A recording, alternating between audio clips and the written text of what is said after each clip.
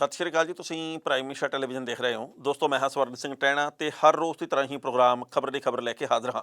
ਪਹਿਲੀ ਵੱਡੀ ਖਬਰ ਦੇ ਵੱਲ ਜਾਣ ਤੋਂ ਪਹਿਲਾਂ ਪੰਜਾਬ ਦੇ ਮੌਸਮ ਦੀ ਹਾਲ ਬਿਆਨੀ। ਲੰਘੇ ਕੱਲ੍ਹ ਪੰਜਾਬ ਦੇ ਵਿੱਚ ਹਵਾ ਚੱਲਦੀ ਰਹੀ ਹੈ। ਬੱਦਲਵਾਈ ਬਹੁਤੀ ਨਹੀਂ ਸੀ, ਧੁੱਪ ਉਹਦਾ ਨਿਕਲੀ ਆ ਪਰ ਮੱਠੀ ਮੱਠੀ। ਮੌਸਮ ਵਿਭਾਗ ਦਾ ਇਹ ਕਹਿਣਾ ਕਿ ਆਉਂਦੇ 24 ਘੰਟਿਆਂ ਦੇ ਵਿੱਚ ਪੰਜਾਬ ਦੇ ਵਿੱਚ ਕਈ ਥਾਵਾਂ 'ਤੇ ਸ਼ਾਇਦ ਕਣੀਆਂ ਪੈ ਜਾਣ ਤੇ ਆਉਂਦੇ 2-3 ਦਿਨ ਪੰਜਾਬ ਦੇ ਮੌਸਮ ਦੇ ਵਿੱਚ ਕਰਵਟ ਬਦਲੀ ਰਹੂਗੀ। ਇਸ ਗੱਲ ਦੀ ਸੰਭਾਵਨਾ ਪ੍ਰਗਟਾਈ ਗਈ ਹੈ ਕਿਉਂਕਿ ਪਿਛਲੇ ਕੁਝ ਦਿਨਾਂ ਦੇ ਵਿੱਚ ਜਿਸ ਤਰੀਕੇ ਦੇ ਨਾਲ ਇੱਕਦਮ ਤੇਜ਼ ਗਰਮੀ ਪੈਣੀ ਸ਼ੁਰੂ ਹੋਈ ਹੈ, ਉਸ ਤੋਂ ਬਾਅਦ ਜੇਕਰ ਮੌਸਮ ਦੇ ਵਿੱਚ ਘੱਟ ਜਾਂ ਵੱਧ ਕਰਵਟ ਨਹੀਂ ਆਉਂਦੀ ਤਾਂ ਫਿਰ ਇਹ ਤਾਪਮਾਨ ਸਿਖਰ ਦੇ ਵੱਲ ਵਧੀ ਜਾਣਾ। ਤੇ ਅੱਜ ਇੱਕ ਅੰਦਾਜ਼ਾ ਇਹ ਵੀ ਲੱਗਾ ਵੀ 15 ਮਾਰਚ ਦੇ ਨੇੜੇ ਤੇੜੇ ਹੋ ਸਕਦਾ 35 ਡਿਗਰੀ ਨੂੰ ਪੰਜਾਬ ਦੇ ਵਿੱਚ ਪਾਰ ਹੋ ਜੇ ਤਾਪਮਾਨ। ਸੋ ਪੰਜਾਬ ਦੇ ਵਿੱਚ ਐਤਕੀ ਜਿਹੜੀ ਉਹ ਗਰਮੀ ਚੋਖੀ ਪੈਣ ਦੀ ਸੰਭਾਵਨਾ ਪ੍ਰਗਟਾਈ ਗਈ ਹੈ। ਜਿਹੜੀ ਪਹਿਲੀ ਵੱਡੀ ਖਬਰ ਹੈ ਉਹ ਹੈਗੀ ਆ ਕਿ ਪੰਜਾਬ ਦੇ ਵਿੱਚ ਸਰਕਾਰ ਕਿਹਦੀ ਬਣੂ, ਕਿਵੇਂ ਭੰਨ ਘੜ ਹੋ, ਕਿਵੇਂ ਗੋਟੀਆਂ ਫਿੱਟ ਹੋਣਗੀਆਂ। ਹੁਣ ਸਵਾਲ ਇਹ ਪੈਦਾ ਹੁੰਦਾ, ਪਰ ਉਸ ਤੋਂ ਪਹਿਲਾਂ ਇੱਕ ਅਵੱਲੀ ਖਬਰ ਸਾਂਝੀ ਕਰਨੀ ਬਣਦੀ ਹੈ ਕਿਉਂਕਿ ਰਾਜਨੀਤਿਕ ਲੋਕ, ਜਨਤਾ ਦੇ ਚੁਣੇ ਹੋਏ ਨੁਮਾਇੰਦੇ, ਭਾਵੇਂ ਉਹ MLA ਹੈ ਭਾਵੇਂ MP ਹੈ, ਬਹੁਤੇ ਕਹੇ ਮੁਤਾਬਕ ਕੰਮ ਨਹੀਂ ਕਰਦੇ। ਜਦੋਂ ਚੋਣ ਜਿੱਤਣੀ ਹੁੰਦੀ ਹੈ, ਚੋਣ ਲੜਨੀ ਹੁੰਦੀ ਆ, ਉਦੋਂ 3600 ਕਿਸਮ ਦਾ ਵਾਅਦਾ ਕਰਦੇ ਆ, ਪਰ ਬਾਅਦ ਦੇ ਵਿੱਚ ਇਹ ਪੌਣੇ 5 ਸਾਲ ਇੱਕ ਝਲਕਾਰਾ ਵੀ ਨਹੀਂ ਦਿੰਦੇ, ਇੱਕ ਵਾਰ ਵੀ ਦਿਸਦੇ ਨਹੀਂ।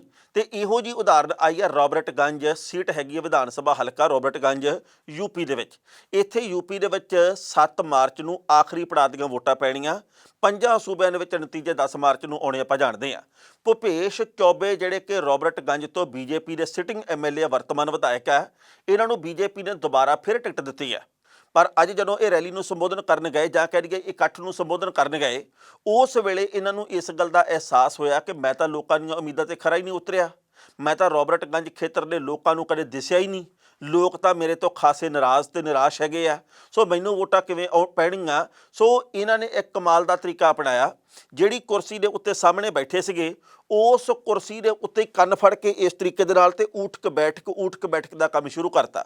ਜਿਵੇਂ ਕਿ ਨਿੱਕੇ ਹੁੰਦਿਆਂ ਨੂੰ ਨਿਆਣਿਆਂ ਨੂੰ ਸਕੂਲੀ ਅਧਿਆਪਕ ਲੈਸਨ ਨਾ ਯਾਦ ਕਰਨ ਦੇ ਕਰਕੇ ਜਾਂ ਜਿਹੜਾ ਪਾਠਕ੍ਰਮ ਹੁੰਦਾ ਉਹਦੇ ਵੱਲ ਨਾ ਖਿਆਲ ਕਰਨ ਦੇ ਕਰਕੇ ਸਜ਼ਾ ਦਿੰਦੇ ਆ ਵੀ ਭਾਈ ਤੂੰ ਊਠਕ ਬੈਠਕ ਕਰ, ਤੂੰ ਡੰਡ ਬੈਠਕਾਂ ਕੱਢਣੀਆਂ। ਉਸੇ ਤਰੀਕੇ ਦੇ ਨਾਲ ਆਪਣੀ ਕੁਰਸੀ ਦੇ ਉੱਤੇ ਖੜੇ ਹੋ ਕੇ ਭੁਪੇਸ਼ ਚੌਬੇ ਨੇ ਅੱਜ ਊਠਕ ਬੈਠਕ ਕਰਨੀ ਸ਼ੁਰੂ ਕਰਤੀ। 3-4 ਹਾਲੇ ਬੈਠਕਾਂ ਮਾਰੀਆਂ ਤੇ ਉਸ ਤੋਂ ਬਾਅਦ ਜਿਹੜੇ ਨਾਲ ਬੈਠੇ ਸੀ ਹੋਰ ਨੇਤਾ, ਉਹਨਾਂ ਨੇ ਫੜ ਕੇ ਰੋਕਿਆ ਤੇ ਇਹਨੇ ਮਾਫੀ ਮੰਗੀ ਆ ਲੋਕਾਂ ਦੇ ਕੋਲੋਂ। ਕਹਿੰਦਾ ਮੈਂ ਕੰਨ ਫੜ ਕੇ ਮਾਫੀ ਮੰਗਦਾ, ਮੇਰੇ ਕੋਲ ਬਹੁਤ ਸਾਰੀਆਂ ਗਲਤੀਆਂ ਹੋਈਆਂ, ਮੈਂ ਲੋਕਾਂ ਦੇ ਵਿੱਚ ਆ ਕੇ ਵਿਚਰਿਆ ਨਹੀਂ ਗਾ, ਮੈਨੂੰ ਵਿਚਰਨਾ ਚਾਹੀਦਾ ਸੀ, ਤੁਸੀਂ ਮੇਰੇ ਕੋਲੋਂ ਨਾਰਾਜ਼ ਆ, ਪਰ ਰੱਬ ਦਾ ਵਾਸਤਾ ਆ ਫੜੇ ਮੈਂ ਕੰਨ ਤੇ ਮੈਂ ਸਜ਼ਾ ਲੈਣਾ ਆਪੇ ਹੀ ਮੈਂ ਖੁਦ ਨੂੰ ਸਜ਼ਾ ਦਿੰਦਾ। ਮੈਨੂੰ ਸ਼ਰਮਿੰਦਗੀ ਵੀ ਹੈ ਕਿ ਮੈਨੂੰ ਤੁਸੀਂ ਐਤਕੀ ਵੋਟਾਂ ਪਾਇਓ, ਮੈਨੂੰ ਇੱਕ ਵਾਰੀ ਫੇਰ ਜਿਤਾ ਦਿਓ, ਮੈਂ ਤੁਹਾਡੀਆਂ ਸਾਰੀਆਂ ਉਮੀਦਾਂ ਦੇ ਉੱਤੇ ਖਰਾ ਉਤਰੂੰਗਾ। ਮਤਲਬ ਇਹ ਹੈ ਵੀ ਜੇਕਰ ਪੌਣੇ 5 ਸਾਲ ਲੋਕਾਂ ਦੀ ਉਮੀਦ ਦੇ ਉੱਤੇ ਖਰੇ ਉਤਰ ਗਏ ਤਾਂ ਆਪੇ ਕੁਰਸੀ ਦੇ ਉੱਤੇ ਖੜੇ ਹੋ ਕੇ ਕੰਨ ਫੜ ਕੇ ਊਠਕ ਬੈਠਕ ਕਰਨ ਦੀ ਲੋੜ ਨਹੀਂ ਪੈਂਦੀ। ਪਰ ਜਦੋਂ ਨੇਤਾ ਨੇ ਵੋਟਾਂ ਲੈਣੀਆਂ ਹੁੰਦੀਆਂ, ਮੰਨੇ ਜਾਂ ਨਾ ਮੰਨੇ, ਉਹਨੂੰ ਪਤਾ ਹੁੰਦਾ ਕਿ ਮੈਂ ਐਤਕੀ ਕਿੰਨੇ ਕੁ ਪਾਣੀ ਦੇ ਵਿੱਚ ਆ, ਉਹਨੂੰ ਪਤਾ ਹੁੰਦਾ ਵੀ ਲੋਕਾਂ ਨੇ ਐਤਕੀ ਮੇਰਾ ਧੋਬੀ ਪਟਕਾ ਲਵਾ ਦੇਣਾ। ਸ਼ਾਇਦ ਭੁਪੇਸ਼ ਚੌਬੇ ਹੋਰਾਂ ਨੂੰ ਇਸ ਗੱਲ ਦਾ ਅਹਿਸਾਸ ਹੋ ਗਿਆ, ਜਿਹਦੇ ਕਰਕੇ ਕੰਨ ਫੜ ਕੇ ਆਪੇ ਹੀ ਅੱਜ ਸਜ਼ਾ ਲੈਣ ਲੱਗ ਪਏ ਵੀ ਇਉਂ ਨਹੀਂ, ਮੈਂ ਚਲੋ ਇਉਂ ਬਣਾ ਲੈਣਾ ਲੋਕਾਂ ਨੂੰ। ਜਿਹੜੀ ਪਹਿਲੀ ਵੱਡੀ ਖਬਰ ਹੈ ਉਹ ਹੈਗੀ ਆ ਪੰਜਾਬ ਦੀ ਸਰਕਾਰ ਨਾਲ ਸੰਬੰਧਿਤ। BJP ਦੇ ਦੋਵਾਂ ਹੱਥਾਂ ਦੇ ਵਿੱਚ ਲੱਡੂ ਆ। ਕਈ ਲੋਕ ਇਹ ਗੱਲ ਕਹਿੰਦੇ ਆ, ਕਈ ਇਹ ਗੱਲ ਕਹਿੰਦੇ ਜੀ ਕਿ ਇਸ ਵੇਲੇ ਆਮ ਆਦਮੀ ਪਾਰਟੀ ਨੂੰ ਬਹੁਮਤ ਮਿਲਣ ਦੇ ਪੂਰੇ ਅਸਾਰ ਆ। ਕਈਆਂ ਦਾ ਇਹ ਕਹਿਣਾ ਕਿ ਚੰਨੀ ਫੈਕਟਰ ਨੇ ਕੰਮ ਕੀਤਾ, ਕਾਂਗਰਸ ਦੀ ਸਰਕਾਰ ਦੁਬਾਰਾ ਫਿਰ ਆ ਜਾਣੀ ਆ। ਕਿਸੇ ਦਾ ਇਹ ਵੀ ਕਹਿਣਾ ਕਿ ਅਕਾਲੀ ਦਲ ਤੇ ਬਸਪਾ ਗੱਠਜੋੜ ਨੇ ਕਮਾਲ ਕਰ ਦਿਖਾਉਣੀ ਆ। ਜਿੰਨੇ ਮੂੰਹ ਓਨੀਆਂ ਗੱਲਾਂ, ਪਰ ਕੋਈ ਵੀ ਬੰਦਾ ਇਸ ਵੇਲੇ ਸਪਸ਼ਟ ਨਹੀਂ ਦੱਸ ਸਕਦਾ ਵੀ ਕਿਹਦੀ ਸਰਕਾਰ ਬਣਨੀ ਆ, ਕਿਹਨੇ ਰਹਿ ਜਾਣਾ। ਜਿਹੜਾ ਜਿਹਨੂੰ ਪਸੰਦ ਕਰਦਾ ਉਹ ਕਹਿੰਦਾ ਵੀ ਉਹਦੀ ਸਰਕਾਰ ਜ਼ਰੂਰ ਬਣਨੀ ਆ। ਮੰਨ ਲਓ ਕਿ ਕੋਈ ਆਮ ਆਦਮੀ ਪਾਰਟੀ ਨੂੰ ਪਸੰਦ ਕਰਦਾ, ਤੁਸੀਂ ਉਹਨੂੰ ਪੁੱਛੋਗੇ ਵੀ ਭਾਈ ਐਤਕੀ ਕਿਹਦੀ ਸਰਕਾਰ ਬਣਨ ਦੀ ਸੰਭਾਵਨਾ, ਉਹ ਕਹੂਗਾ ਜੀ 80 ਸੀਟਾਂ ਆਪ ਦੀਆਂ ਵੱਟ 'ਤੇ ਪਈਆਂ। ਮੰਨ ਲਓ ਕੋਈ ਕਾਂਗਰਸ ਨੂੰ ਪਿਆਰ ਕਰਦਾ, ਤੁਸੀਂ ਉਹਨੂੰ ਪੁੱਛੋ ਕਹਿੰਦਾ ਲੈ ਐਤਕੀ ਤਾਂ ਕਾਂਗਰਸ ਨੇ ਵੇਖਿਓ 60 ਤੋਂ ਪਾਰ ਜਾਣਾ। ਜੇ ਅਕਾਲੀ ਦਲ ਨੂੰ ਪਿਆਰ ਕਰਨ ਵਾਲਾ, ਉਹਨੇ ਕਹਿਣਾ ਜੀ ਕਿ ਸਾਡੀ ਸਰਕਾਰ ਬਣ ਜਾਣੀ ਆ। ਸੱਚਾਈ ਕਿਸੇ ਨੂੰ ਪਤਾ ਨਹੀਂ, ਸ਼ਰਤਾਂ ਲਗਾਤਾਰ ਲੱਗ ਰਹੀਆਂ, ਸੱਟਾ ਬਾਜ਼ਾਰ ਦੇ ਵਿੱਚ ਸਰਗਰਮੀਆਂ ਸਿਖਰ ਦੇ ਉੱਤੇ ਆ, ਲੋਕ ਆਪਸ ਦੇ ਵਿੱਚ ਬਹਿਸ ਰਹੇ ਆ, ਜਿੱਥੇ 4 ਬੰਦੇ ਬੈਠਦੇ ਉੱਥੇ ਚਰਚਾ ਛਿੜਦੀ ਆ, ਪਰ ਸੱਚਗੋ ਨਹੀਂ ਪਤਾ ਵੀ ਸਰਕਾਰ ਬਣਨੀ ਕਿਹਦੀ ਆ। ਪਤਾ ਲੱਗੂ ਕਿਵੇਂ? ਨੇਤਾਵਾਂ ਨੂੰ ਖੁਦ ਨੂੰ ਨਹੀਂ ਪਤਾ ਵੀ ਐਤਕੀ ਮੇਰਾ ਬਣਿਆ ਕੀ ਹੈ। ਨੇਤਾਵਾਂ ਨੂੰ ਇਹ ਵੀ ਨਹੀਂ ਪਤਾ ਵੀ ਜਿਨ੍ਹਾਂ ਨੇ ਮੇਰੇ ਕੋਲੋਂ ਪੈਸੇ ਲਏ ਆ ਉਹਨਾਂ ਨੇ ਮੈਨੂੰ ਵੋਟਾਂ ਪਾਈਆਂ ਕਿ ਨਹੀਂ ਪਾਈਆਂ। ਮੇਰੀ ਕੱਲ੍ਹ ਇੱਕ ਉਮੀਦਵਾਰ ਦੇ ਨਾਲ ਗੱਲ ਹੋਈ, ਮੈਂ ਉਹਦਾ ਨਾਂ ਨਹੀਂ ਚਲੋ ਜ਼ਿਕਰ ਨਹੀਂ ਕਰੂੰਗਾ। ਉਹ ਕਹਿੰਦਾ ਬਾਈ ਜੀ ਐਤਕੀ 3 ਉਮੀਦਵਾਰਾਂ ਤੋਂ ਪੈਸੇ ਲਏ ਕਈ ਲੋਕਾਂ ਨੇ, ਤੇ ਪਾ ਉਹ ਵੋਟ ਚੌਥੇ ਨੂੰ ਗਏ ਜਾਂ 5ਵੇਂ ਨੂੰ ਗਏ ਜਾਂ 3 ਦੇ ਵਿੱਚੋਂ ਕਿਸੇ ਨੂੰ ਪਾਈ ਗਿਆ, ਤੇ ਇਹਦੇ ਬਾਰੇ ਕੋਈ ਕੁਝ ਨਹੀਂ ਜਾਣਦਾ। ਕਿਉਂਕਿ ਜੇਕਰ ਉਹਨਾਂ ਨੇ ਉਹਨੂੰ ਹੀ ਪਾਉਣੀ ਹੁੰਦੀ ਜਿੱਥੋਂ ਪੈਸੇ ਲਏ ਆ, ਫਿਰ ਉਹਨਾਂ ਨੇ ਤਿੰਨਾਂ ਤੋਂ ਪੈਸੇ ਨਹੀਂ ਸੀ ਫੜਨੇ। ਉਹ ਤਿੰਨਾਂ ਤੋਂ ਪੈਸੇ ਲੈ ਕੇ ਸ਼ਾਇਦ ਕਿਸੇ ਚੌਥੇ ਨੂੰ ਵੋਟ ਪਾ ਗਏ ਹੋਣ। ਐਤਕੀ ਤਾਂ ਇਹ ਵੀ ਨਹੀਂ ਪਤਾ ਵੀ ਜਿਨ੍ਹਾਂ ਨੇ ਪੈਸੇ ਲਏ ਆ ਉਹ ਵੀ ਸਾਨੂੰ ਵੋਟ ਪਾ ਗਏ ਕਿ ਨਹੀਂ ਪਾ ਗਏ। ਪਰ ਪੰਜਾਬ ਦੇ ਵਿੱਚ ਭੰਨ-ਘੜ ਕਿਵੇਂ ਹੋ ਸਕਦੀ ਹੈ, ਜੋੜ ਤੋੜ ਕਿਵੇਂ ਹੋ ਸਕਦਾ, ਆਉਂਦੇ ਸਮੇਂ ਦੇ ਵਿੱਚ ਕਿਹੜੀ ਪਾਰਟੀ ਕਿਹਦੇ ਨਾਲ ਗੱਠਜੋੜ ਕਰ ਸਕਦੀ ਹੈ, ਕਿਹਦੇ ਵਿਧਾਇਕ ਵਿਕ ਸਕਦੇ ਆ, ਇਹਦੇ ਬਾਬਤ ਇੱਕ ਰਿਪੋਰਟ ਸਾਹਮਣੇ ਆਈ ਆ। ਪਹਿਲਾਂ ਰਿਪੋਰਟ ਦਾ ਵੇਰਵਾ ਤੇ ਫਿਰ ਕਰਾਂਗੇ ਟਿੱਪਣੀ। ਪੰਜਾਬ ਦੇ ਵਿੱਚ ਐਤਕੀ ਕਿਸ ਪਾਰਟੀ ਦੀ ਸਰਕਾਰ ਬਣੂ, ਚਾਰੇ ਪਾਸੇ ਇਸ ਗੱਲ ਦੀ ਚਰਚਾ ਜ਼ੋਰਾਂ ਦੇ ਉੱਤੇ ਹੈ। ਕੋਈ ਪਾਰਟੀ ਇਹ ਮੰਨ ਕੇ ਰਾਜ਼ੀ ਨਹੀਂ ਕਿ ਸਾਡੀ ਸਰਕਾਰ ਨਹੀਂ ਬਣੇਗੀ, ਪਰ ਸਵਾਲ ਇਸੇ ਦਰਮਿਆਨ ਇਹ ਉੱਠਦਾ ਕਿ ਕੀ ਪੰਜਾਬ ਦੇ ਵਿੱਚ ਕਿਸੇ ਪਾਰਟੀ ਨੂੰ ਬਹੁਮਤ ਮਿਲੇਗਾ, ਤੇ ਜੇਕਰ ਬਹੁਮਤ ਨਹੀਂ ਮਿਲਦਾ ਤਾਂ ਫਿਰ ਕਿਹੜੀ ਪਾਰਟੀ ਦੇ ਵਿਧਾਇਕ ਤੋੜ ਕੇ ਦੂਜੀ ਪਾਰਟੀ ਆਪਣੇ ਪਾਲੇ ਵਿੱਚ ਖੜੇ ਕਰੇਗੀ। ਕਿਉਂਕਿ ਜੇਕਰ ਇਸ ਤੋਂ ਪਹਿਲਾਂ ਬਾਕੀ ਵੱਖ-ਵੱਖ ਸੂਬਿਆਂ ਦੇ ਵਿੱਚ ਦੇਖੀਏ ਤਾਂ ਜਦੋਂ ਪੂਰਨ ਬਹੁਮਤ ਕਿਸੇ ਵੀ ਸੂਬੇ ਦੇ ਵਿੱਚ ਕਿਸੇ ਪਾਰਟੀ ਨੂੰ ਨਹੀਂ ਮਿਲਦਾ ਤਾਂ ਬੀਜੇਪੀ ਦੇ ਵੱਲੋਂ ਜਿਸ ਤਰੀਕੇ ਦੇ ਨਾਲ ਆਪਣੀ ਸਰਕਾਰ ਬਣਾਉਣ 'ਚ ਕਾਮਯਾਬੀ ਹਾਸਲ ਕੀਤੀ ਜਾਂਦੀ ਹੈ, ਉਹਦੇ ਬਾਰੇ ਵੀ ਆਪਾਂ ਸਾਰੇ ਜਾਣਦੇ ਹਾਂ। ਵਿਧਾਨ ਸਭਾ ਦੀਆਂ ਗੋਆ ਦੀਆਂ ਚੋਣਾਂ ਦੇ ਵਿੱਚ ਸਾਲ 2017 ਦੇ ਵਿੱਚ 40 ਸੀਟਾਂ ਦੇ ਵਿੱਚੋਂ 17 ਸੀਟਾਂ ਜਿੱਤ ਕੇ ਕਾਂਗਰਸ ਸਭ ਤੋਂ ਵੱਡੀ ਪਾਰਟੀ ਬਣੀ ਸੀ, ਪਰ ਇੱਥੇ 13 ਸੀਟਾਂ ਜਿੱਤਣ ਵਾਲੀ ਭਾਜਪਾ ਨੇ ਸਰਕਾਰ ਬਣਾ ਲਈ। ਉਦੋਂ ਭਾਜਪਾ ਦੇ ਦੋ ਵੱਡੇ ਨੇਤਾਵਾਂ ਨੇ ਗੋਆ ਪਹੁੰਚ ਕੇ ਰਾਤ ਭਰ ਦੇ ਵਿੱਚ ਪੂਰੀ ਖੇਡ ਬਦਲ ਦਿੱਤੀ। ਭਾਜਪਾ ਨੇ ਆਜ਼ਾਦ ਵਿਧਾਇਕਾਂ ਤੇ ਖੇਤਰੀ ਦਲਾਂ ਦੇ ਨਾਲ ਗੱਠਜੋੜ ਕਰਕੇ ਸਰਕਾਰ ਬਣਾ ਲਈ। 2022 ਚੋਣਾਂ ਤੋਂ ਪਹਿਲਾਂ ਕਾਂਗਰਸ ਦੇ 17 ਵਿੱਚੋਂ ਸਿਰਫ 2 ਵਿਧਾਇਕ ਹੀ ਪਾਰਟੀ ਵਿੱਚ ਰਹਿ ਗਏ ਤੇ 15 ਭਾਜਪਾ 'ਚ ਸ਼ਾਮਲ ਹੋ ਗਏ। ਜੇ ਗੱਲ ਕਰਦੇ ਮਣੀਪੁਰ ਦੀ, ਮਣੀਪੁਰ ਦੇ ਵਿੱਚ 17 ਦੇ ਵਿੱਚ 60 ਸੀਟਾਂ ਦੇ ਵਿੱਚੋਂ 28 ਸੀਟਾਂ ਜਿੱਤ ਕੇ ਕਾਂਗਰਸ ਵੱਡੀ ਪਾਰਟੀ ਬਣੀ ਸੀ, ਪਰ 21 ਸੀਟਾਂ ਜਿੱਤੀਆਂ ਸੀ ਭਾਜਪਾ ਨੇ।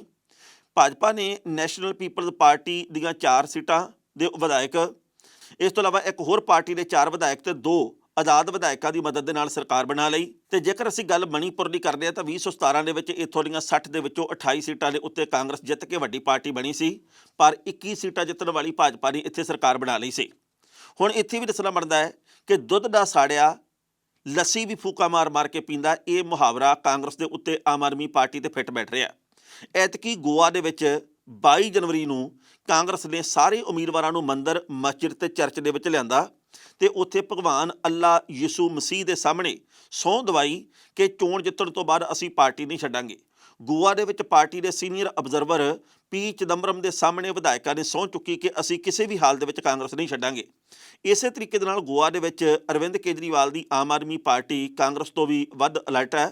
2 ਫਰਵਰੀ ਨੂੰ ਕੇਜਰੀਵਾਲ ਇੱਥੇ ਖੁਦ ਗੋਆ ਦੇ ਵਿੱਚ ਪਹੁੰਚੇ ਤੇ ਸਾਰੇ ਉਮੀਦਵਾਰਾਂ ਦੇ ਕੋਲੋਂ ਐਫੀਡੇਵਿਟ ਦੇ ਉੱਤੇ ਸਾਈਨ ਕਰਵਾਏ, ਜਿਹਦੇ ਵਿੱਚ ਇਹ ਲਿਖਿਆ ਹੋਇਆ ਕਿ ਅਸੀਂ ਨਤੀਜਿਆਂ ਤੋਂ ਬਾਅਦ ਕਿਸੇ ਹੋਰ ਪਾਰਟੀ ਦੇ ਵਿੱਚ ਨਹੀਂ ਜਾਵਾਂਗੇ। ਸੋ ਕਹਿਣ ਦਾ ਭਾਵ ਇਹ ਹੈ ਕਿ ਐਤਕੀ ਪੰਜਾਬ ਦੇ ਵਿੱਚ ਵੀ ਇਸ ਗੱਲ ਦਾ ਡਰ ਸਤਾ ਰਿਹਾ ਕਿ ਜੇਕਰ ਕਿਸੇ ਵੀ ਪਾਰਟੀ ਨੂੰ ਬਹੁਮਤ ਨਾ ਮਿਲਿਆ ਤਾਂ ਕਿਹੜੀ ਪਾਰਟੀ ਦੇ ਵਿਧਾਇਕਾਂ ਨੂੰ ਖਿੱਚ ਕੇ ਦੂਜੀ ਪਾਰਟੀ ਆਪਣੇ ਪਾਲੇ ਦੇ ਵਿੱਚ ਕਰ ਲਵੇਗੀ। ਇਸ ਖਬਰ ਦੇ ਉੱਤੇ ਟਿੱਪਣੀ ਕਰ ਰਿਹਾ ਦੋਸਤੋ, ਪਹਿਲੀ ਗੱਲ ਤਾਂ ਅਸੀਂ ਕਹਾਂਗੇ ਜਿਸ ਤਰੀਕੇ ਦੇ ਨਾਲ ਖਦਸ਼ੇ ਪ੍ਰਗਟ ਹੋ ਰਹੇ ਆ, ਇਹ ਖਦਸ਼ੇ ਗਲਤ ਨਹੀਂ ਆ। ਜੇ ਤਾਂ ਕਿਸੇ ਪਾਰਟੀ ਨੂੰ 59 ਜਾਂ ਇਸ ਤੋਂ ਵੱਧ ਸੀਟਾਂ ਮਿਲ ਗਈਆਂ ਤਾਂ ਬਹੁਤ ਚੰਗੀ ਗੱਲ ਹੈ, ਫਿਰ ਪੰਜਾਬ ਦੇ ਵਿੱਚ ਉਹਨਾਂ ਦੀ ਸਰਕਾਰ ਟਿਕੇ ਰਹਿਣ ਦੀ ਸੰਭਾਵਨਾ ਬਣਦੀ ਹੈ। ਆਮ ਆਦਮੀ ਪਾਰਟੀ ਦੇ ਵੱਲੋਂ ਇਸ ਗੱਲ ਦੀ ਆਸ ਪ੍ਰਗਟਾਈ ਜਾ ਰਹੀ ਹੈ ਕਿ ਸਰਕਾਰ ਸਾਡੀ ਹੀ ਬਣਨੀ ਹੈ। ਭਗਵੰਤ ਮਾਨ ਦੇ ਵੱਲੋਂ ਲੰਘੇ ਕੱਲ੍ਹ ਇਹ ਗੱਲ ਕਹੀ ਗਈ ਹੈ ਕਿ ਸਾਡੀ ਜੇਤੂ ਮੁਹਿੰਮ ਨੂੰ ਰੋਕਣ ਦੇ ਲਈ ਜਾਂ ਸਾਡੀ ਸਰਕਾਰ ਨੂੰ ਬਣਦਿਆਂ ਦੇਖ ਕੇ ਇਹਨੂੰ ਰੋਕਣ ਦੇ ਲਈ, ਵਿਚਾਲੇ ਕੋਈ ਅੜਿੱਕਾ ਡਾਉਣ ਦੇ ਲਈ ਬਹੁਤ ਸਾਰੀਆਂ ਪਾਰਟੀਆਂ ਹਰ ਤਰ੍ਹਾਂ ਦੇ ਹਰਬੇ ਵਰਤ ਰਹੀਆਂ, ਪਰ ਲੋਕ ਵੀ ਜਾਣਦੇ ਆ, ਅਸੀਂ ਵੀ ਜਾਣਦੇ ਹਾਂ ਤੇ ਸਾਨੂੰ ਪੂਰਨ ਬਹੁਮਤ ਮਿਲੇਗਾ ਹੀ ਮਿਲੇਗਾ। ਭਗਵੰਤ ਮਾਨ ਨੇ ਇਹ ਗੱਲ ਕਹੀ ਹੈ। ਪਰ ਗੱਲ ਇਹ ਵੀ ਜੇਕਰ ਮੰਨ ਲਓ ਬਹੁਮਤ ਨਹੀਂ ਮਿਲਦਾ ਕਿਸੇ ਵੀ ਪਾਰਟੀ ਨੂੰ, ਭਾਵੇਂ 5 ਸੀਟਾਂ ਘੱਟ ਜਾਣ, ਭਾਵੇਂ 15 ਸੀਟਾਂ ਘੱਟ ਜਾਣ, ਭਾਵੇਂ 20 ਸੀਟਾਂ ਘਟਣ ਤੇ ਭਾਵੇਂ 10 ਸੀਟਾਂ ਘਟਣ, ਇਸ ਹਾਲਾਤ ਦੇ ਵਿੱਚ ਕੀ ਹੋਊਗਾ? ਕੀ ਬੀਜੇਪੀ ਨੇ ਜਿਸ ਤਰੀਕੇ ਦੇ ਨਾਲ ਚੰਡੀਗੜ੍ਹ ਦੇ ਵਿੱਚ ਆਪਣਾ ਮੇਅਰ ਘੱਟ ਸੀਟਾਂ ਦੇ ਬਾਵਜੂਦ ਬਣਾਉਣ ਦੇ ਵਿੱਚ ਕਾਮਯਾਬੀ ਹਾਸਲ ਕੀਤੀ ਹੈ, ਇਹ ਕੁਝ ਹੋਊਗਾ ਪੰਜਾਬ ਦੇ ਵਿੱਚ? ਕੀ ਹੋ ਸਕਦਾ ਜੀ ਕਿਸੇ ਪਾਰਟੀ ਦੇ ਵਿਧਾਇਕ ਤੋੜ ਕੇ ਆਪਣੇ ਪਾਲੇ ਦੇ ਵਿੱਚ ਕੀਤੇ ਜਾਣਗੇ? ਨਿਯਮਾਂ ਦੇ ਮੁਤਾਬਕ, ਕਾਨੂੰਨ ਦੇ ਮੁਤਾਬਕ ਜੋ ਕੁਝ ਬਣਦਾ ਉਹ ਕੁਝ ਕੀਤਾ ਜਾਊਗਾ। ਸੋ ਇਸ ਵੇਲੇ ਨਤੀਜੇ ਆਉਣ ਤੋਂ ਪਹਿਲਾਂ ਹੀ ਇਸ ਗੱਲ ਦੇ ਲਈ ਜੋੜ ਤੋੜ ਦਾ ਸਿਲਸਿਲਾ ਜਾਰੀ ਹੈ ਕਿ ਫਲਾਣੀ ਪਾਰਟੀ ਦੇ ਵਿੱਚ ਫਲਾਣਾ ਵਿਧਾਇਕ ਬਣ ਸਕਦਾ ਜਾਂ ਉਹਨੇ ਦੁਬਾਰਾ ਫਿਰ ਜਿੱਤ ਜਾਣਾ, ਤੇ ਜੇਕਰ ਬਹੁਮਤ ਨਹੀਂ ਮਿਲਦਾ ਉਹਨੂੰ ਆਪਾਂ ਪੱਟ ਕੇ ਆਪਣੇ ਪਾਲੇ ਦੇ ਵਿੱਚ ਕਿਵੇਂ ਕਰਨਾ, ਇਸ ਗੱਲ ਦੀਆਂ ਕੋਸ਼ਿਸ਼ਾਂ, ਇਸ ਗੱਲ ਦੇ ਘੋੜੇ ਹੁਣੇ ਤੋਂ ਦੌੜਾਉਣੇ ਸ਼ੁਰੂ ਕਰ ਦਿੱਤੇ ਗਏ ਆ। ਜੇਕਰ ਇਹ ਸਾਰਾ ਕੁਝ ਹੁੰਦਾ ਤਾਂ ਪੰਜਾਬ ਦੀ ਰਾਜਨੀਤੀ ਦਾ ਦ੍ਰਿਸ਼ ਬਿਲਕੁਲ ਬਦਲ ਜਾਣਾ। ਇੱਕ ਤਾਂ ਹੁੰਦਾ ਪੂਰਨ ਬਹੁਮਤ, ਇੱਕ ਹੁੰਦਾ ਅਧੂਰਾ ਬਹੁਮਤ। ਜਦੋਂ ਅਧੂਰਾ ਹੋਊਗਾ ਤੇ ਫਿਰ ਕਈਆਂ ਦੇ ਹੱਥ ਦੇ ਵਿੱਚ ਦੋਵੇਂ ਲੱਡੂ ਹੋਣੇ ਆ, ਉਹਨਾਂ ਨੇ ਜਿਵੇਂ ਠੀਕ ਲੱਗਦਾ ਉਵੇਂ ਕਰਨਾ। ਤੇ ਆਉਂਦੇ ਸਮੇਂ ਦੇ ਵਿੱਚ ਇੱਕ ਗੱਲ ਹੋਰ ਚੇਤੇ ਰੱਖਿਓ ਵੀ ਜੇਕਰ ਕਿਸੇ ਨੂੰ ਬਹੁਮਤ ਨਹੀਂ ਮਿਲਦਾ ਤਾਂ ਪੰਜਾਬ ਦੀ ਰਾਜਨੀਤੀ ਦਾ ਬਿਲਕੁਲ ਦ੍ਰਿਸ਼ ਇਸ ਕਦਰ ਬਦਲੂਗਾ ਜਿਹਦੇ ਬਾਰੇ ਅਸੀਂ ਕਦੇ ਕਿਆਸ ਤੱਕ ਨਹੀਂ ਕੀਤਾ। ਪੰਜਾਬ ਦੇ ਵਿੱਚ ਇਸ ਤਰੀਕੇ ਦਾ ਦ੍ਰਿਸ਼ ਬਣੂਗਾ ਜਿਹਦੇ ਬਾਰੇ ਅੱਜ ਤੱਕ ਅਸੀਂ ਕਦੇ ਸੋਚਿਆ ਹੀ ਨਹੀਂ ਸੀ, ਕਿਉਂਕਿ ਪੰਜਾਬ ਦੇ ਵਿੱਚ ਹੁਣ ਤੱਕ ਬਹੁਮਤ ਦੀਆਂ ਸਰਕਾਰਾਂ ਹੀ ਆਈਆਂ, ਪਰ ਜੇਕਰ ਐਤਕੀ ਨਹੀਂ ਬਹੁਮਤ ਆਉਂਦਾ ਤੇ ਭਾਵੇਂ ਕੋਈ ਵੱਡੀ ਪਾਰਟੀ ਬਣ ਜੇ ਤੇ ਭਾਵੇਂ ਰਹਿ ਜੇ ਉਸ ਤੋਂ ਛੋਟੀ, ਐਤਕੀ ਉਹਦੀ ਬੇਵੱਸੀ ਜ਼ਰੂਰ ਹੋਊਗੀ ਸਰਕਾਰ ਬਣਾਉਣ ਦੇ ਮਾਮਲੇ ਦੇ ਵਿੱਚ, ਇਸ ਗੱਲ ਦਾ ਪੱਕਾ ਯਕੀਨ ਹੈ। ਆਮ ਆਦਮੀ ਪਾਰਟੀ ਦੇ ਵੱਲੋਂ ਸਟਰੋਂਗ ਰੂਮਾਂ ਦੇ ਬਾਹਰ ਪਹਿਰੇਦਾਰੀ ਸ਼ੁਰੂ ਕਰ ਦਿੱਤੀ ਗਈ ਹੈ। ਹਰ ਚੋਣ ਦੇ ਮੌਕੇ ਇਸ ਗੱਲ ਦੀ ਚਰਚਾ ਚੱਲਦੀ ਹੈ ਕਿ ਕਿਤੇ ਮਸ਼ੀਨਾਂ ਦੇ ਵਿੱਚ ਕੋਈ ਗੜਬੜੀ ਨਾ ਹੋਵੇ। ਅਸੀਂ ਕੱਲ੍ਹ ਵੀ ਖਬਰ ਸਾਂਝੀ ਕੀਤੀ ਸੀ ਕਿ ਜਿਸ ਤਰੀਕੇ ਦੇ ਨਾਲ ਆਮ ਆਦਮੀ ਪਾਰਟੀ ਦੇ ਉਮੀਦਵਾਰ ਨੇ ਪਟਿਆਲਾ ਖੇਤਰ ਤੋਂ, ਉਹਨਾਂ ਦੇ ਵੱਲੋਂ ਪਤਾ ਲੱਗਾ ਜੀ ਕਿ ਸਟਰੋਂਗ ਰੂਮ ਦੇ ਬਾਹਰੋਂ ਲਾਈਵ ਹੋ ਕੇ ਜਾਣਕਾਰੀ ਦਿੱਤੀ ਗਈ ਸੀ ਕਿ ਇੱਥੇ ਘੁੱਪ ਹਨੇਰਾ ਪਸਰਿਆ ਹੋਇਆ, ਇੱਥੇ ਸਿਕਿਉਰਿਟੀ ਕਰਮਚਾਰੀਆਂ ਦੀ ਵੀ ਘਾਟ ਹੈ। ਜਿਹੜੀ ਥਾਂ ਤੇ ਸਟਰੋਂਗ ਰੂਮ ਆ ਉਹਦੇ ਪਿਛਲੇ ਪਾਸੇ ਬਿਲਕੁਲ ਖਾਲੀ ਥਾਂ ਤੇ ਉੱਥੇ ਕੋਈ ਸਿਕਿਉਰਿਟੀ ਕਰਮਚਾਰੀ ਨਹੀਂ ਹੈ। ਇਸ ਕਰਕੇ ਇੱਥੇ ਕੁਝ ਵੀ ਵਾਪਰ ਸਕਦਾ ਹੈ, ਇੱਥੇ ਕੁਝ ਵੀ ਹੋ ਸਕਦਾ ਹੈ। ਪਰ ਉਸ ਤੋਂ ਬਾਅਦ ਹਰਪਾਲ ਸਿੰਘ ਚੀਮਾ ਜਿਹੜੇ ਕਿ ਵਿਧਾਨ ਸਭਾ ਦੇ ਵਿੱਚ ਵਿਰੋਧੀ ਧਿਰ ਦੇ ਨੇਤਾ, ਉਹਨਾਂ ਦਾ ਇੱਕ ਬਿਆਨ ਆਇਆ ਕਿ ਸੁਰੱਖਿਆ ਮਜ਼ਬੂਤ ਕਰਨੀ ਚਾਹੀਦੀ ਹੈ EVMs ਦੀ। ਜੇਕਰ ਇੱਥੇ ਕੋਈ ਗੜਬੜੀ ਹੁੰਦੀ ਹੈ ਤਾਂ ਬਹੁਤ ਮਾੜਾ ਹੋਊਗਾ। ਤੇ ਉਸ ਤੋਂ ਬਾਅਦ ਹੁਣ ਆਮ ਆਦਮੀ ਪਾਰਟੀ ਦੇ ਵੱਖ-ਵੱਖ ਹਲਕਿਆਂ ਦੇ ਵਿੱਚ ਜਿਹੜੇ ਸਮਰਥਕ ਨੇ ਕੈਂਡੀਡੇਟਾਂ ਦੇ, ਉਹਨਾਂ ਦੇ ਵੱਲੋਂ ਆਪ ਪਹਿਰੇਦਾਰੀ ਸ਼ੁਰੂ ਕੀਤੀ ਗਈ ਹੈ। 2-2 3-3 ਸ਼ਿਫਟਾਂ ਦੇ ਵਿੱਚ ਉਹਨਾਂ ਨੇ ਪਹਿਰਾ ਦੇਣਾ ਸ਼ੁਰੂ ਕਰਤਾ ਤਾਂ ਜੋ ਕਿਸੇ ਵੀ ਕਿਸਮ ਦਾ ਕੁਝ ਅਣਸੁਖਾਵਾਂ ਨਾ ਵਾਪਰੇ, ਤਾਂ ਜੋ ਮਨ ਦੇ ਵਿਚਲਾ ਧੜਕੂ ਆ ਜਿਹੜਾ ਬਿਲਕੁਲ ਖਤਮ ਹੋ ਜੇ। ਤੇ ਉਹਨਾਂ ਨੇ ਇਸ ਗੱਲ ਦੀ ਵੀ ਆਗਿਆ ਮੰਗੀ ਕਿ ਸਾਨੂੰ ਸਟਰੋਂਗ ਰੂਮ ਦੇ ਅੰਦਰ ਜਾਣ ਦੀ ਆਗਿਆ ਮਿਲੇ, ਸਾਨੂੰ ਮਸ਼ੀਨਾਂ ਦੀ ਸਥਿਤੀ ਵੀ ਦੇਖਣ ਨੂੰ ਮੌਕਾ ਮਿਲੇ, ਤਾਂ ਜੋ ਪਤਾ ਲੱਗੇ ਵੀ ਕਿਸੇ ਨੇ ਮਸ਼ੀਨ ਨਾਲ ਛੇੜਖਾਨੀ ਤਾਂ ਨਹੀਂ ਕੀਤੀ। ਮਸ਼ੀਨਾਂ ਦੇ ਵਿੱਚ ਗੜਬੜੀ, ਮਸ਼ੀਨਾਂ ਹੈਕ ਹੋ ਜਾਂਦੀਆਂ, ਮਸ਼ੀਨਾਂ ਨੂੰ ਹੋਟਲ ਦੇ ਵਿੱਚ ਬੈਠੇ ਕੁਝ ਲੋਕ ਆਪਰੇਟ ਕਰ ਜਾਂਦੇ ਆ, ਇਹ ਖਬਰਾਂ ਪਿਛਲੇ ਕਈ ਵਰ੍ਹਿਆਂ ਤੋਂ ਅਸੀਂ ਸੁਣਦੇ ਹਾਂ। ਪਰ ਇੱਕ ਵਾਰ ਤਾਂ ਆਮ ਆਦਮੀ ਪਾਰਟੀ ਦੇ ਇੱਕ ਨੇਤਾ ਦੇ ਵੱਲੋਂ ਇਹ ਵੀ ਗੱਲ ਕਹੀ ਗਈ ਸੀ ਕਿ ਮੈਂ ਪ੍ਰੈਸ ਕਾਨਫਰੰਸ ਕਰਕੇ ਤੁਹਾਨੂੰ ਖੋਲ੍ਹ ਕੇ ਦਿਖਾਉਣਾ, ਇਹਨੂੰ ਹੈਕ ਕਰਕੇ ਦਿਖਾਉਣਾ। ਉਦੋਂ ਇਹ ਮੁੱਦਾ ਬਹੁਤ ਵੱਡੇ ਪੱਧਰ ਤੇ ਉੱਭਰਿਆ ਸੀ, ਪਰ ਬਾਅਦ ਦੇ ਵਿੱਚ ਗੱਲ ਆਈ ਗਈ ਹੋ ਗਈ, ਫਿਰ ਠੰਡੀ ਜੀ ਪੈ ਗਈ। BJP ਨੇ ਹਮੇਸ਼ਾ ਇਹ ਗੱਲ ਕਹੀ ਹੈ ਕਿ ਜਦੋਂ ਅਸੀਂ ਜਿੱਤ ਜਾਂਦੇ ਹਾਂ, ਕਮਲ ਦਾ ਫੁੱਲ ਜਿੱਤਦਾ, ਉਦੋਂ ਕਹਿੰਦੇ ਨੇ ਜੀ ਕਿ EVM ਦੇ ਵਿੱਚ ਹੇਰਾਫੇਰੀ ਕੀਤੀ ਹੈ। ਪਰ ਜਦੋਂ ਅਸੀਂ ਹਾਰਦੇ ਹਾਂ, ਕੋਈ ਹੋਰ ਜਿੱਤਦਾ, ਫਿਰ ਸਾਰੇ ਕਹਿੰਦੇ ਨੇ ਜੀ EVM ਬਹੁਤ ਵਧੀਆ, ਸਾਰਾ ਕੁਝ ਠੀਕ ਹੈ। ਉਹਨਾਂ ਨੇ ਇਹ ਗੱਲ ਕਹੀ ਹੈ, ਪਰ ਜਿਹੜੀਆਂ ਵਿਰੋਧੀ ਪਾਰਟੀਆਂ, ਉਹਨਾਂ ਦੇ ਮਨ ਦੇ ਵਿੱਚ ਸ਼ੱਕ ਹੈਗਾ ਕਿ EVM ਦੇ ਵਿੱਚ ਕਿਤੇ ਕੁਝ ਹੁੰਦਾ ਨਾ ਹੋਵੇ। ਪਹਿਲਾਂ ਇਸ ਰਿਪੋਰਟ ਦਾ ਵੇਰਵਾ ਕਿ ਕਿਵੇਂ ਕਿਵੇਂ ਪਹਿਰਾ ਦਿੱਤਾ ਜਾ ਰਿਹਾ ਸਟਰੋਂਗ ਰੂਮਾਂ ਦੇ ਬਾਹਰ, ਤੇ ਬਾਅਦ ਵਿੱਚ ਕਰਾਂਗੇ ਟਿੱਪਣੀ। ਪੰਜਾਬ ਵਿਧਾਨ ਸਭਾ ਦੇ ਲਈ 20 ਫਰਵਰੀ ਨੂੰ ਪਈਆਂ ਵੋਟਾਂ ਤੋਂ ਬਾਅਦ 117 ਸੀਟਾਂ ਤੇ ਖੜੇ ਉਮੀਦਵਾਰਾਂ ਦਾ ਫੈਸਲਾ EVM ਦੇ ਵਿੱਚ ਬਣਦਾ ਹੈ। ਆਮ ਆਦਮੀ ਪਾਰਟੀ ਨੂੰ EVM ਦੇ ਨਾਲ ਛੇੜਖਾਨੀ ਦਾ ਸ਼ੱਕ ਸਤਾ ਰਿਹਾ। ਆਮ ਆਦਮੀ ਪਾਰਟੀ ਦੇ ਵਰਕਰ 24 ਘੰਟੇ ਪਹਿਰਾ ਦੇ ਰਹੇ ਨੇ। ਪਟਿਆਲਾ ਤੋਂ ਆਪ ਦੇ ਉਮੀਦਵਾਰ ਦੇ ਦੋਸ਼ਾਂ ਤੋਂ ਬਾਅਦ ਚੋਣ ਅਧਿਕਾਰੀ ਨੇ ਰਾਤ ਨੂੰ ਮਹਿੰਦਰਾ ਕਾਲਜ ਪਟਿਆਲਾ ਦੇ ਵਿੱਚ ਰੱਖੀਆਂ EVM ਦੀ ਸੁਰੱਖਿਆ ਦਾ ਜਾਇਜ਼ਾ ਲਿਆ। ਪੰਜਾਬ ਦੇ ਵਿੱਚ ਚੋਣਾਂ ਹੋ ਚੁੱਕੀਆਂ ਨੇ ਤੇ ਹੁਣ 10 ਮਾਰਚ ਨੂੰ ਨਤੀਜੇ ਆਉਣਗੇ। EVM ਮਸ਼ੀਨ ਸ਼ਹਿਰ ਦੇ ਵਿੱਚ ਕਈ ਸੈਂਟਰਾਂ ਦੇ ਵਿੱਚ ਬੰਦ ਨੇ, ਯਾਨੀ ਕਿ ਪਟਿਆਲੇ ਦੇ ਵਿੱਚ। ਉਹਨਾਂ ਦੀ ਸੁਰੱਖਿਆ ਵਾਸਤੇ CRPF, BSF ਤੇ ਪੰਜਾਬ ਪੁਲਿਸ ਲੱਗੀ ਹੋਈ ਹੈ। ਤੇ ਜਿੱਥੇ ਮਸ਼ੀਨਾਂ ਲੱਗੀਆਂ ਨੇ ਉੱਥੇ CCTV ਕੈਮਰੇ ਲੱਗੇ ਨੇ ਤੇ ਸਕਰੀਨਾਂ ਬਾਹਰ ਲਾਈਆਂ ਗਈਆਂ ਨੇ, ਜਿਨ੍ਹਾਂ ਦੇ ਉੱਤੇ ਸੁਰੱਖਿਆ ਕਰਮਚਾਰੀਆਂ ਦੀ ਵੀ ਨਿਗਾਹ ਟਿਕੀ ਹੋਈ ਹੈ। ਪ੍ਰਸ਼ਾਸਨ ਦੀਆਂ ਇਹਨਾਂ ਕੋਸ਼ਿਸ਼ਾਂ ਦੇ ਬਾਵਜੂਦ ਆਮ ਆਦਮੀ ਪਾਰਟੀ ਦੇ ਵਰਕਰਾਂ ਨੂੰ ਸ਼ੱਕ ਹੈ। ਉਹ ਵਰਕਰ ਦਿਨ ਰਾਤ ਪਹਿਰਾ ਦੇ ਰਹੇ ਨੇ ਤੇ ਧਿਆਨ ਰੱਖਦੇ ਨੇ ਕਿਤੇ ਕੋਈ ਗੜਬੜੀ ਨਾ ਹੋਵੇ। ਪਾਰਟੀ ਦੇ ਮੈਂਬਰਾਂ ਦਾ ਕਹਿਣਾ ਕਿ ਜਿਸ ਤਰ੍ਹਾਂ ਹਰ ਵਾਰ ਗੱਲਾਂ ਹੁੰਦੀਆਂ ਨੇ ਕਿ EVM ਦੇ ਵਿੱਚ ਗੜਬੜੀ ਹੋ ਜਾਂਦੀ ਹੈ, ਉਹ ਨਹੀਂ ਚਾਹੁੰਦੇ ਕਿ ਐਤਕੀ ਵੀ ਕੁਝ ਨਾ ਕੁਝ ਹੋਵੇ। ਆਮ ਆਦਮੀ ਪਾਰਟੀ ਨੇ ਸੈਂਟਰਾਂ ਦੇ ਵਿੱਚ ਲੱਗੇ CCTV ਕੈਮਰਾਸ ਦੇ ਲਿੰਕ ਦੇਣ ਤੇ ਉਮੀਦਵਾਰਾਂ ਨੂੰ ਅੰਦਰ ਜਾਣ ਦੀ ਇਜਾਜ਼ਤ ਦੇਣ ਦੀ ਵੀ ਮੰਗ ਕੀਤੀ ਹੈ।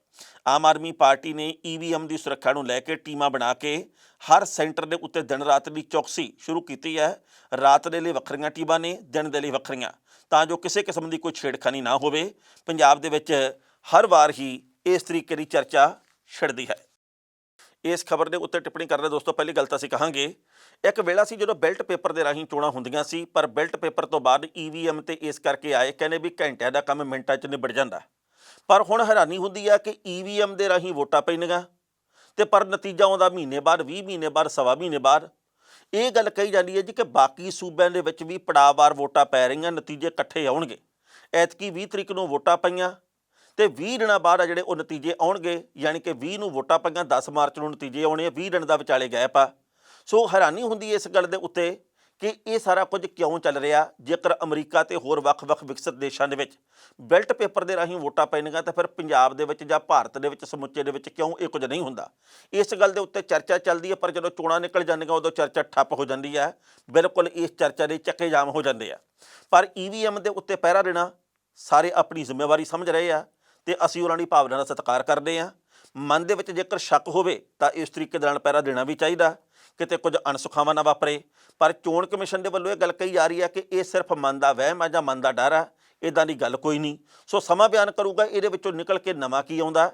ਪਰ ਪਹਿਰੇਦਾਰੀ ਕਰਨੀ ਮਾੜੀ ਗੱਲ ਵੀ ਨਹੀਂ, ਜੇਕਰ ਸਾਡੇ ਮਨ ਦੇ ਵਿੱਚ ਕਿਸੇ ਕਿਸਮ ਦਾ ਕੋਈ ਡਰ ਹੋਵੇ, ਸ਼ੱਕ ਹੋਵੇ, ਭੈ ਹੋਵੇ, ਖਦਸ਼ਾ ਹੋਵੇ ਕਿ ਇੱਥੇ ਕੁਝ ਨਾ ਕੁਝ ਗਲਤ ਹੋ ਸਕਦਾ ਹੈ।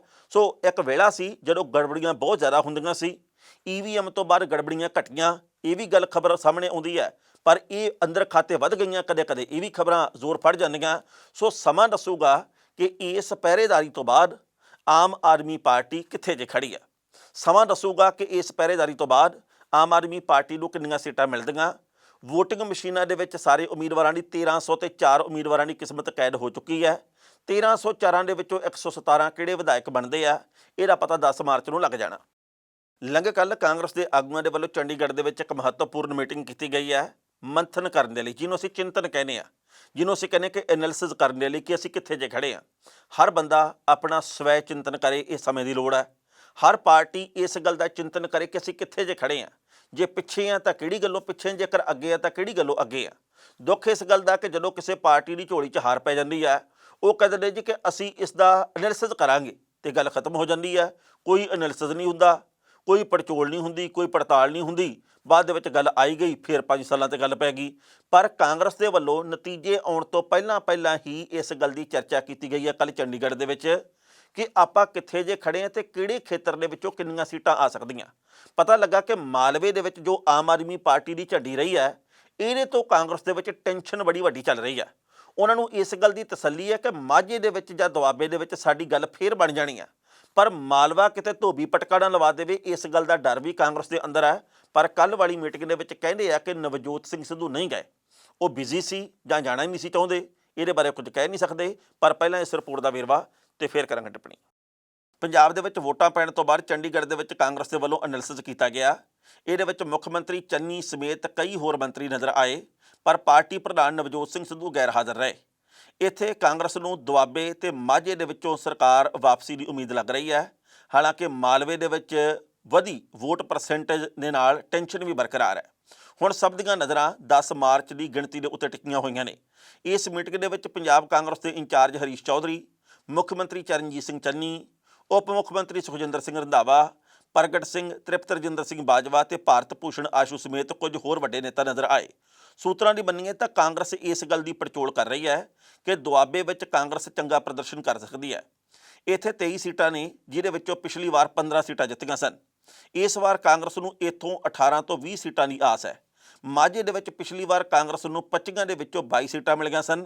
ਇਸ ਵਾਰ ਕਾਂਗਰਸ ਨੂੰ ਫਿਰ ਇੱਥੋਂ ਚੰਗੇ ਪ੍ਰਦਰਸ਼ਨ ਦੀ ਆਸ ਹੈ। ਮਾਲਵੇ ਦੇ ਵਿੱਚ ਪਿਛਲੀ ਵਾਰ ਕਾਂਗਰਸ ਨੇ 69 ਦੇ ਵਿੱਚੋਂ 40 ਸੀਟਾਂ ਜਿੱਤੀਆਂ ਸਨ। ਇੱਥੇ ਬੰਪਰ ਵੋਟਿੰਗ ਹੋਈ ਹੈ, ਜਿਹਦੇ ਕਰਕੇ ਕਾਂਗਰਸ ਨੂੰ ਨੁਕਸਾਨ ਦੀ ਚਿੰਤਾ ਹੈ।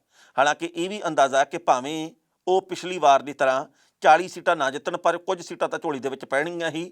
ਕਾਂਗਰਸ ਨੂੰ ਉਮੀਦ ਹੈ ਕਿ CM ਚੰਨੀ ਦੇ ਚੱਲਦਿਆਂ ਕੁਝ ਐਸੀ ਵੋਟ ਬੈਂਕ ਉਹਨਾਂ ਦੇ ਹੱਕ ਦੇ ਵਿੱਚ ਜ਼ਰੂਰ ਆਈ ਹੈ। ਪਿਛਲੀ ਵਾਰ ਕਾਂਗਰਸ ਨੂੰ 77 ਸੀਟਾਂ ਮਿਲੀਆਂ ਸਨ, ਪਰ ਇਸ ਵਾਰ ਕਾਂਗਰਸ ਦਾ ਫੋਕਸ ਬਹੁਮਤ ਦੇ 59 ਦੇ ਅੰਕੜੇ ਦੇ ਉੱਤੇ ਟਿਕਿਆ ਹੋਇਆ। ਇਸ ਖਬਰ ਦੇ ਉੱਤੇ ਟਿੱਪਣੀ ਕਰਨਾ ਦੋਸਤੋ, ਪਹਿਲੀ ਗੱਲ ਤਾਂ ਅਸੀਂ ਕਹਾਂਗੇ, ਜੇ ਅੱਜ ਆਮ ਆਦਮੀ ਪਾਰਟੀ ਦੇ ਵੱਲੋਂ ਇਹ ਐਨਾਲਿਸਿਸ ਕੀਤਾ ਜਾਵੇ, ਉਹਨਾਂ ਨੇ ਕਹਿਣਾ ਜੀ ਕਿ 69 ਸੀਟਾਂ ਦੇ ਵਿੱਚੋਂ ਆਪਣੀਆਂ 35 ਤੋਂ ਲੈ ਕੇ 40 ਇੱਥੋਂ ਹੋਊਗੀਆਂ ਮਾਲਵੇ 'ਚੋਂ, ਦੁਆਬੇ ਦੇ ਵਿੱਚੋਂ ਚਲੋ ਆਪਣੀਆਂ 10 ਮੰਨ ਲਗੇ, ਮਾਝੇ ਦੇ ਵਿੱਚੋਂ ਚਲੋ ਆਪਣੀਆਂ 12 ਮੰਨ ਲਗੇ। ਇਹ ਆਪੇ ਕੀਤੇ ਜਾ ਰਹੇ ਚਿੰਤਨ ਆ, ਇਹ ਆਪੇ ਬੈਠ ਕੇ ਕੀਤੀਆਂ ਜਾ ਰਹੀਆਂ ਮੀਟਿੰਗਾਂ ਵੀ ਭਾਈ ਚਲੋ ਆਪਾਂ ਇੱਥੋਂ ਐਂ ਜੇ ਮੰਨ ਲੈਂਦੇ ਹਾਂ, ਚਲੋ ਇੱਥੋਂ ਇਉਂ ਜੇ ਮੰਨ ਲੈਂਦੇ ਹਾਂ। ਇਹਦਾ ਕੋਈ ਆਧਾਰ ਨਹੀਂ ਹੈਗਾ। ਵੋਟਰ ਦਾ ਕੋਈ ਪਤਾ ਨਹੀਂ ਐਤਕੀ ਸਾਈਲੈਂਟ ਵੋਟ ਕਿਹੜੇ ਪਾਸੇ ਨੂੰ ਗਈ ਆ। ਅਕਾਲੀ ਦਲ ਦੇ ਆਗੂ ਜੇਕਰ ਇੱਥੇ ਬੈਠ ਕੇ ਚਿੰਤਨ ਕਰਨ ਕਿ ਆਪਾਂ ਕਿੱਥੋਂ ਮੰਨੀਏ ਵੀ ਕਿਹੜੀ ਸੀਟ, ਕੋਈ ਮੰਨ ਕੇ ਥੋੜ੍ਹੀ ਰਾਜ਼ੀ ਹੈ ਕਿ ਮੈਂ ਹਾਰ ਜੂੰਗਾ। ਸਾਰੇ ਕਹਿੰਦੇ ਮੈਂ ਤਾਂ ਜਿੱਤਿਆ ਪਿਆ। ਇੱਥੇ ਤਾਂ ਉਹ ਵੀ ਜਿੱਤਣ ਦੀ ਗੱਲ ਕਰਦੇ ਜਿਨ੍ਹਾਂ ਨੂੰ ਕਦੇ 400 ਵੋਟ ਨਹੀਂ ਪਈ। ਸੋ ਇਸ ਕਰਕੇ ਜਿਹੜੀਆਂ ਇਹ ਬੈਠ ਕੇ ਮੀਟਿੰਗਾਂ ਹੋ ਰਹੀਆਂ, ਇਹ ਅੰਦਾਜ਼ੇ ਆ, ਇਹਨਾਂ ਨੂੰ ਤੀਰ ਕਹਿ ਲਈਏ ਜਾਂ ਤੁੱਕਾ ਕਹਿ ਲਈਏ, ਇਹ ਵੋਟਰ ਦਾ ਕੋਈ ਥਾਂ ਨਹੀਂ ਪਾਇਆ ਕਿਸੇ ਨੇ। ਸੋ ਸਮਾਂ ਬਿਆਨ ਕਰੂਗਾ। ਕਾਂਗਰਸ ਕਹਿੰਦੀ ਕਿ ਅਸੀਂ ਦੁਬਾਰਾ ਆ ਜਾਣਾ। ਆਮ ਆਦਮੀ ਪਾਰਟੀ ਕਦੇ ਅਸੀਂ ਪਹਿਲੀ ਵਾਰ ਹੁਣ ਸਰਕਾਰ ਬਣਾ ਕੇ ਰਵਾਂਗੇ, ਪਿਛਲੀ ਵਾਰੀ ਵਿਰੋਧੀ ਧਿਰ ਦੇ ਵਿੱਚ ਸੀ। ਅਕਾਲੀ ਦਲ ਦੇ ਵੱਲੋਂ ਗੱਲ ਕਹੀ ਜਾ ਰਹੀ ਹੈ ਕਿ ਐਤਕੀ ਸਾਡਾ ਬਸਪਾ ਨਾਲ ਕੀਤਾ ਗੱਠਜੋੜ ਕਮਾਲ ਕਰੂਗਾ, BJP ਦੇ ਨਾਲ ਵੀ ਉਹ ਗੱਠਜੋੜ ਕਰ ਸਕਦੇ ਆ। ਸੋ ਸਮੇਂ ਦੇ ਉੱਤੇ ਸਾਰਾ ਕੁਝ ਨਿਰਭਰ ਆ। ਹਾਲ ਦੀ ਘੜੀ ਸਾਰੇ ਹੀ ਜਿੱਤੇ ਆ। ਜੇਕਰ ਤੁਹਾਨੂੰ ਕੋਈ ਵੀ ਪੁੱਛੇ ਵੀ ਭਾਈ ਕਿਹਦੀ ਸਰਕਾਰ ਬਣੂ, ਕਹਿ ਦਿਆ ਕਰੋ ਵੀ 10 ਮਾਰਚ ਤੱਕ ਉਹਦੀ ਸਰਕਾਰ ਆ ਜਿਹੜੀ ਤੁਹਾਨੂੰ ਪਸੰਦ ਆ, ਕਿਉਂਕਿ ਇਸ ਵਕਤ ਇੱਕ ਦੂਜੇ ਨੂੰ ਸਵਾਲ ਪੁੱਛਣ ਤੇ ਦੱਸਣ ਦਾ ਸਿਲਸਿਲਾ ਜ਼ੋਰਾਂ ਦੇ ਉੱਤੇ ਆ। ਖਬਰਾਂ ਦੋਸਤੋ ਕਈ ਹੋਰ ਵੀ ਸਨ, ਪਰ ਜੋ ਵਕਤ ਦੀ ਘਾਟ ਹੈ ਇਹ ਰੁਕਣ ਦਾ ਇਸ਼ਾਰਾ ਕਰ ਰਹੀ ਹੈ। ਕੱਲ੍ਹ ਨੂੰ ਖਬਰ ਦੀ ਖਬਰ ਲੈ ਕੇ ਫਿਰ ਹਾਜ਼ਰ ਹੋਵਾਂਗੇ। ਹੁਣ ਦਿਓ ਆਗਿਆ। ਬਹੁਤ ਬਹੁਤ ਮਿਹਰਬਾਨੀ।